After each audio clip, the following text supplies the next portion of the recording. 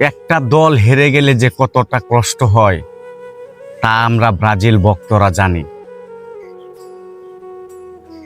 2-3 রাউন্ডে গিয়ে হেরে গেলেই আমাদের সহ্য হয় না, অনেক কষ্ট হয়।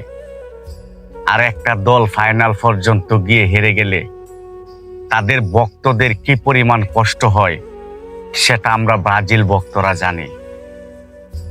ব্রাজিল ভক্তদের একটা কথাই বলবো, দয়া করে আর্জেন্টিনার ভক্তদেরকে উস্কানিমূলক কথা বলবেন না।